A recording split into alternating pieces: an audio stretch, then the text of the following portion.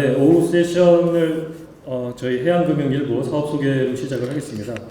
오늘 사업 설명회 많이들 와주셔서 정말 감사드리고요. 공사가 하는 사업 중에서 주로 그 금융, 투자, 보증 사업을 주로 저희가 이제 사업 부서에서 하고 있는데요. 저희가 하고 있는 특히 올해 중점적으로 추진한 사업에 대해서 여러분들께 간략히 소개 말씀드리겠습니다. 저는 해양금융일부를 맡고 있는 정성조 부장입니다.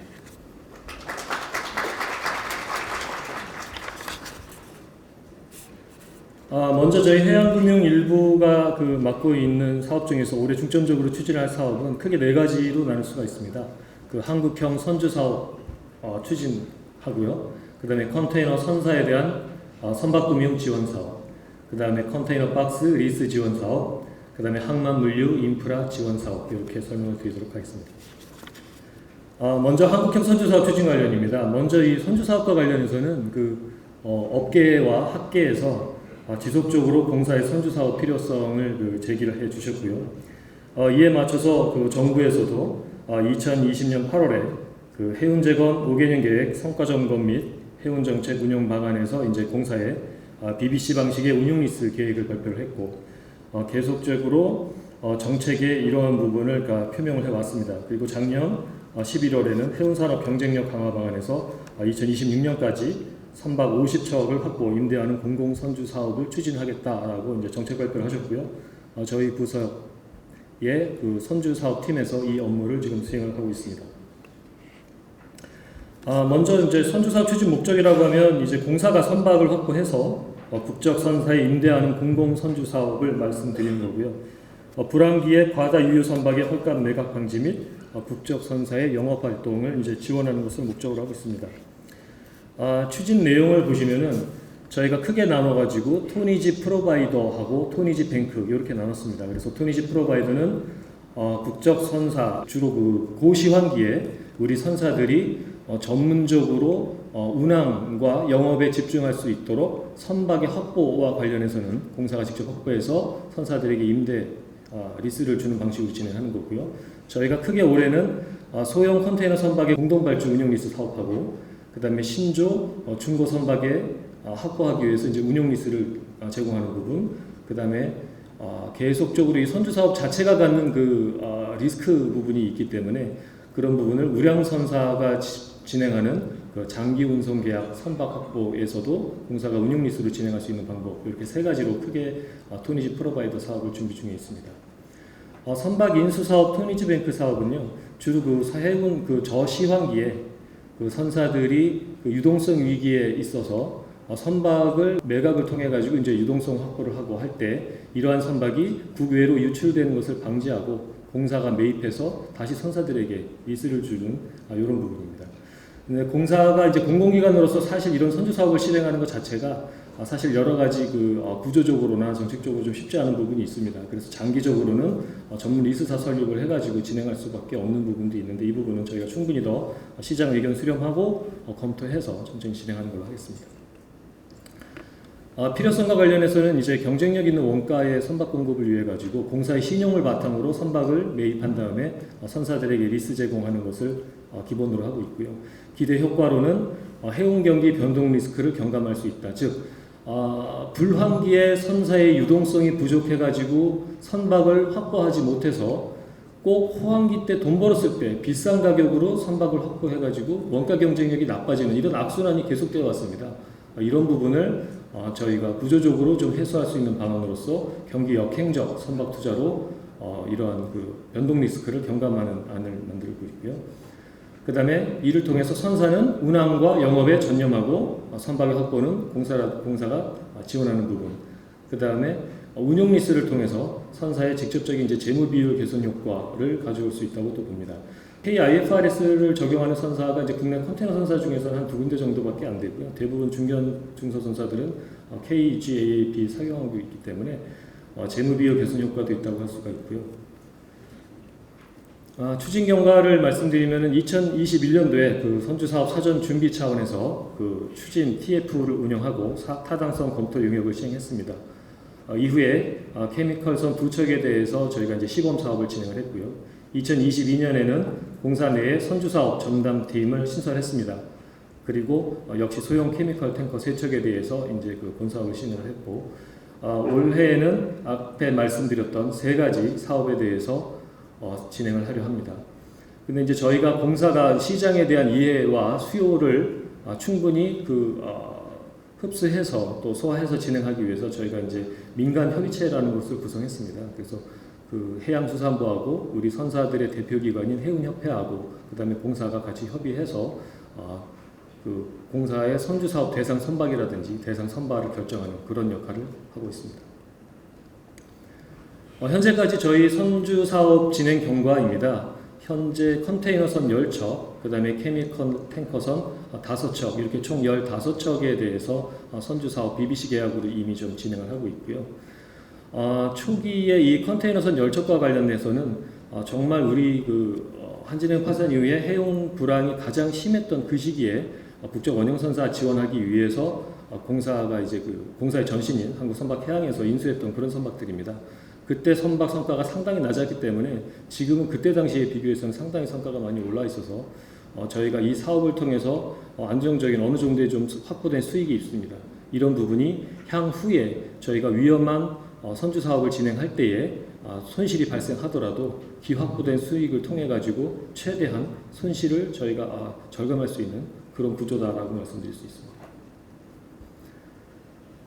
저희가 올해 적극적으로 추진하고 있는 사업 중에 하나가 이제 소형 컨테이너선 공동발주 운용리스 사업입니다. 이 부분은 국적 10개 선사가 한일 항로의 시장 지배력 유지를 위해서는 지속적으로 700T에서 한 1000T 이하의 소형 컨테이너 선박이 필요하다라고 했고, 그래서 그 선사들 대표기구 중에서 이제 한국근해수송협의회라고 이제 우리 해운협회 산하에 있습니다. 거기에서 공사에 선주 사업으로 이런 한일항로 소형 컨테이너 선박에 대한 지원을 좀 요청한다라는 공문을 송부를 해왔고요. 저희가 그에 발맞추어서 지금 아까 말씀드렸던 민간협의체를 활용해서 적극적으로 지금 검토를 하고 있습니다. 대상 선박은 화면에서 보듯이 700에서 1000TU급 컨테이너 선박이고요. 성과는 뭐 상당히 지금 유동적입니다. 뒤에 좀 말씀드릴 거고요. 조선소 지급 조건이 있는데 이 지급 조건은 지금 여기에서는 이제 헤비테일로 이제 인도시에 60% 지급 이렇게 되어 있지만 이러한 지급 조건은 저희가 금융 조건 내지는 금융 경쟁력을 위해서 저희가 좀 조정할 수 있는 부분이 있습니다. 현재 이 부분은 조선소하고의 이제 선가, 결국은 낮은 선가로 선박을 확보하는 것이 우리 경쟁력과 관련이 있기 때문에 조선소들을 대상으로 지금 성과 협상을 좀 시작을 하고 있는 상황입니다. 대략적으로 현대 미포조선과 HJ중공업, 대선조선, 대한조선 이러한 조선소들과 지금 협의를 하고 있고요. 그 조선소들은 당연히 또 지금 원가가 많이 올라 있기 때문에 상당히 또 성과를 낮추기 어려운 또 부분이 있습니다. 그래서 이런 부분은 한국 조선해양플랜트 협회하고 우리 산업부 지원을 받아가지고 좀 같이 좀 협상을 심도 있게 하려고 하고 있습니다.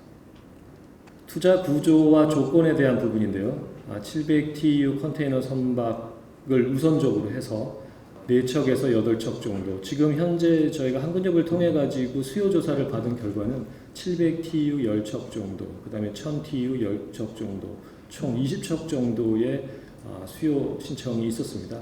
이런 부분을 공사가 투자 비율 100%로 지원하는 방안, 이 부분은 나중에 협상을 통해 가지고 최종 지원 선박의 척수가 작을 경우에는 공사가 직접 투자해서 더 경쟁력 있는 조건을 만드는 것을 고려해 볼 수가 있고요. 아니면은 일부 민간금융을 유치해 가지고 선순위 민간금융 유치하고 후순위에 공사 투자든지 보증을 해서 같이 좀 구조화하는 방안도 같이 검토를 할 예정입니다. 사업의 특성상 용선 기간은 좀 장기로 해야 좀 용선료 경쟁력이 있을 것 같아서 최소한 10년, 15년, 길게는 20년 이상의 장기 용선 구조로 저희가 검토를 하고 있고요. 선사 쪽에게는 용선 계약 체결 후에 용선 계약을 연장할 수 있는 옵션 또는 선박을 매입할 수 있는 옵션도 부여하는 것을 검토하고 있습니다. 말씀드렸다시피 그 사업을 위해서는 성과 경쟁력이 있어야 되는 부분인데요. 지금 화면에서 보시는 부분은 그 700TU, 1000TU 이 중고 성과와 신조 성과에 대한 현재 그 현황입니다. 중고 성과 같은 경우는 상당 부분 그 고점을 찍고 한 절반 정도 좀 내려와 있는 상황인데요. 신주 성과 같은 경우는 최근 인플레라든가 원자재가 상승을 감안해가지고 어떻게 보면 반대로 좀 역사적인 고점을 형성하고 있습니다. 이런 부분이 저희가 선주 사업을 진행하는 데 있어서 조금 용선료 경쟁력에 있어서 조금 장애가 되는 부분도 있고, 거기에 최근에 또 고금리로 인해 가지고 저희의 기준금리 또 전체적인 이제 금융시장의 기준금리 자체가 상당히 올라 있는 상황입니다. 결국엔 용선료에는 또 이런 기준금리라든가 금리 조건이 반영될 수밖에 없기 때문에 지금 상황은 상당히 그렇게 편한 상황은 아니다. 그렇기 때문에 저희가 조선소들 하고 또 정책적으로 또 구조적으로 좋은 조건을 만들 수 있도록 상당한 머리를 많이 짜서 한번 만들어 봐야 될 것 같습니다. 네, 일정은 올해 안으로 진행할 수 있는 건데 여러 가지 좀 변동성이 있기 때문에 생략을 하도록 하겠습니다. 네, 이상으로 선주 사업에 대한 부분을 간략하게 마치겠고요. 계속해서 컨테이너 선사 선박금융 지원 사업에 대해서 말씀을 드리겠습니다. 저희 부서에 컨테이너 금융팀이라고 있고요. 현재까지 컨테이너 선박에 대해서 계속적으로 투자와 보증 지원을 해오고 있습니다. 먼저 선박 도입금융 주로 BBCHP 구조로 투자를 통해서 2개 선사에 10척 정도 한 2천억 원 정도 지원을 했고요. 보증을 통해서 역시 2개 선사에 21척 1조 4,500억이 넘는 지원을 했습니다. 또 선사가 보유하고 있는 선박에 대한 세일 앤 리즈백 투자 금융을 통해서 1개 선사에 3척 399억 정도를 해서 총 1조 6,951억 원 정도를 작년까지 지원을 했고요. 올해 사업 목표는 저희가 현재까지 이제 파악하고 있는 것으로는 이제 국내 컨테이너 선사 쪽에서 지금 기발주된 선박에 대한 금융을 저희가 좀 검토를 하고 있는 부분이 있습니다. 그래서 한 14척 정도 최소 4천억 원에서 한 8천억 원 정도까지 저희가 올해 선박금융 투자가 있을 것으로 예상이 됩니다. 오른쪽에 보시는 컨테이너 선박 신조 및 중고 성과 변동 추이는 방금 전에 말씀드렸던 부분입니다. 역시 빨간색이 이제 중고 성과고요. 파란색이 신조 성과인데 중고 성과 대비 신조 성과는 지금 좀 떨어지지 않고 있는 그런 현황입니다. 선박 금융과 관련된 부분은 우리 해양금융 2부에서 또 자세히 또 언급이 될 부분이기 때문에 구조라든가 이런 부분은 좀 생략을 하도록 하겠습니다. 다음은 컨테이너 박스 리스 지원 사업에 대해서 좀 말씀을 드리겠습니다. 컨테이너 박스는 역시 우리 선사들의 핵심 영업 자산이라고 할 수 있습니다. 그래서 이러한 안정적인 컨테이너 박스의 확보를 통한 선사 원가 경쟁력을 지원하기 위해서 저희가 금융 보증 또는 리스 플랫폼 구조 또는 펀드 투자 구조로 이제 지원을 하고 있고요. 현재까지 약 35만 3천 TU 정도의 지원을 이미 했습니다. US 달러 기준으로 5억 5천만 불이 넘는 지원을 했고 국적 6개 선사를 대상으로 현재까지 진행이 되고 있습니다. 올해 특이사항 중에 하나는 저희가 이제 예산 자체는 작년에 500억에서 한 1000억 정도로 이제 상승을 했는데요. 그 중에서도 일반적인 드라이 컨테이너보다 특수 컨테이너, 특히 ISO 탱크 컨테이너나 냉동 컨테이너, 그 다음에 슈퍼렉 컨테이너처럼 일반 컨테이너가 아니라 특수 컨테이너 쪽으로도 저희가 적극적으로 시장 금융 지원을 하려고 계획을 하고 현재 상당 부분 협상이 진행돼서 조만간 좀 좋은 저희가 보고를 드릴 수 있을 것 같습니다. 컨테이너 박스 시장 동향을 말씀드리면은 재작년 2021년도에 해운 시황이 고점을 찍고 해운 항만 물류 적체가 있어가지고 계속적으로 공급망 이슈에 대한 불안감이라든가 선박 확보의 어려움 이런 현상들이 있었는데요. 그때 당시가 이제 가장 높은 고점을 찍었습니다. 20피트 드라이 컨테이너 기준으로 해가지고 한 US 달러 4,000불 정도 수준까지 올라갔던 것이 이러한 팬데믹이 이제 점차 정상화되면서 2,000불 밑으로까지 좀 내려갔다가 현재는 한 2,150불 정도 수준에 머물고 있고요. 지금 중국에 있는 주요 공장들은 한 2,400불 이하로는 주문을 받지 말자라고 약간의 담합의 움직임이 보이고 있기 때문에 2,000불 밑으로 다시 내려가서 박스 가격이 더 많이 빠질 것이다라는 기대는 좀 하기 어려울 것 같습니다. 즉 말씀드리자면 선사 중에서 컨테이너 박스 확보를 계획을 하신다라고 하면 지금 시점이 상당히 좋은 시점이다. 박스의 가격 면에서는 그렇습니다. 근데 말씀드렸다시피 금융 조건이나 이런 부분은 또 이제 별개로 봐야 되기 때문에 그런 부분을 저희가 여러 가지 금융 상품으로 어떻게 준비하고 있는지를 계속 말씀드리겠습니다. 이제 기본적으로는 이제 컨테이너 박스를 구매하실 때 외부 이제 금융기관 대출을 이용하실 수 있고요. 그럴 때 공사가 채무 보증을 제공하는 기본적인 금융 보증 상품이 이미 준비되어 있습니다. 그 다음에는 이제 리스 플랫폼 같은 경우는 저희가 이제 대량의 컨테이너 박스를 갖다가 직접 발주하고 선사들에게 이제 리스를 주는 구조인데요. 이 부분은 좀 그 발생하는 비용 부담이 좀 있기 때문에 소량으로 또 신속하게 발주하는 이제 중견 중소선사들에서는 좀 적극 좀 맞지 않는 부분이 있습니다. 그래서 이건 이제 큰 대형 조달을 위해서 저희가 운영하는 프로그램이고요. 소형 신속 조달을 위해서는 지금 말씀드리는 그 산업은행과의 정책금융기관 공동 투자 펀드 구조를 통해서 진행하는 부분이 있고, 또 신규로 국내 리스사하고 협업을 통해 가지고 운용 리스를 진행하는 이런 프로그램도 만들어서 준비를 하고 있습니다. 현재 컨테이너 박스와 관련해서는 선사들이 그 공사에 이제 협의를 하시면은 금융 리스, 운용 리스 어떤 방식으로든 또 다양한 금융 상품을 통해 가지고 금융 지원이 가능하다라는 부분이고요. 현재 올해 1차 사업이 좀 진행이 되고 있습니다. 그래서 6월까지 1차 사업이 끝날 거고 이후에 7월 정도에 다시 운용 리스 관련 수요 조사를 통해 가지고 계속 진행하도록 하겠습니다.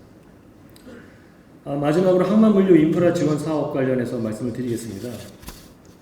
항만 물류와 관련해서도 사실은 가장 그 기본적인 핵심 필수 영업 자산이라고 할 수가 있고요. 그 한진해운 파산 이후에 그 우리가 미국 수출하는데 최대 물류 관문이라고 할 수 있는 또 LA 쪽에 터미널을 또 잃고 했던 그런 아픈 기억이 있습니다. 그래서 공사가 국적 선사들이 해외에 터미널 확보를 하는 것을 적극적으로 지원하기 위해서 이 사업을 시작을 했고요. 정부도 그에 맞춰서 항만 기본 계획이라든지 해운산업 장기 발전 계획, 국가 물류 기본 계획 등 여러 가지 방안을 통해서 이를 지원하려고 지금 노력을 하고 있습니다.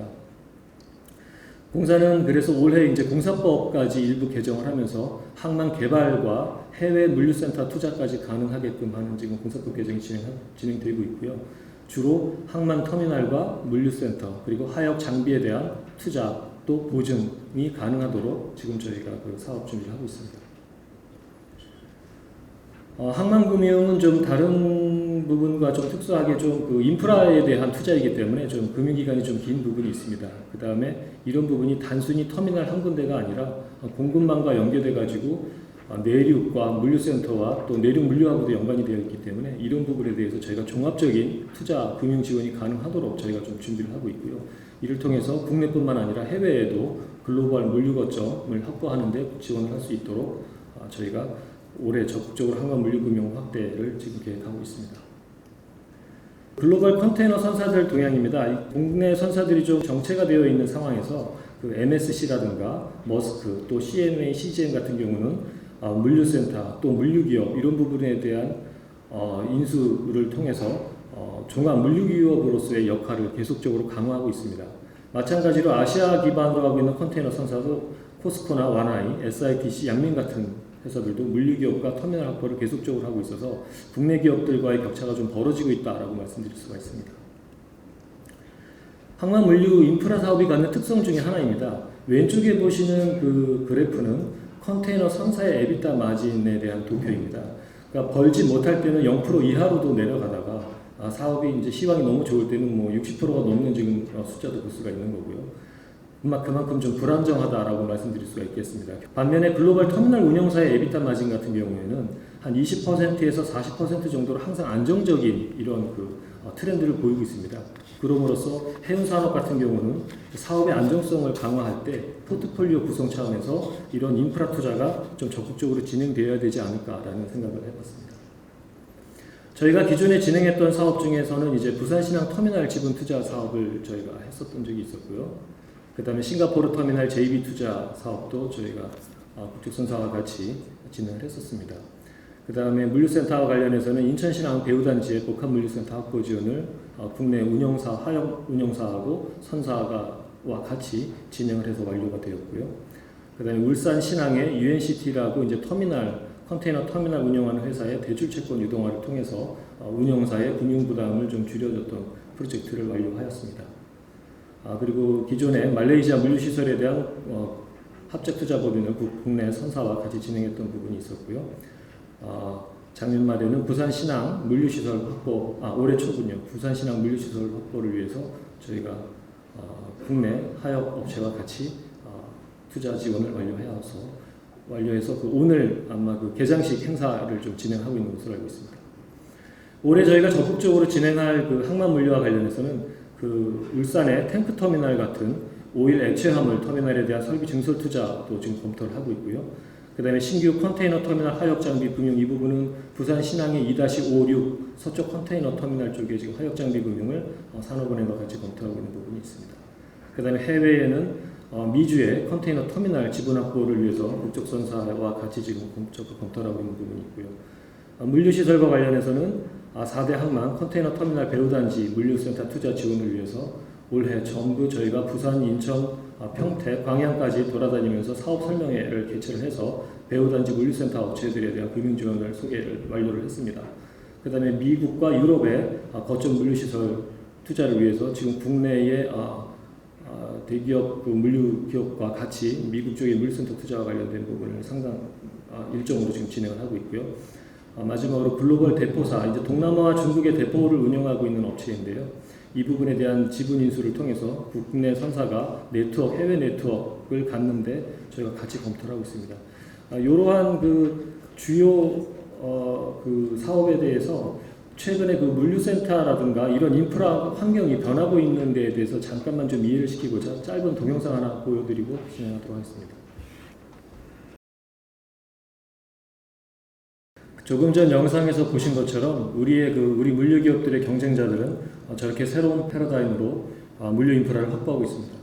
우리 해운 물류기업들도 적극적으로 글로벌 경쟁력을 가질 수 있도록 시장을 개척하는 데 있어서 공사가 항상 금융 지원을 하는 데 있어서 최선의 노력을 다하도록 하겠습니다. 이상으로 해양금융기부 사업 소개를 마치겠습니다. 감사합니다.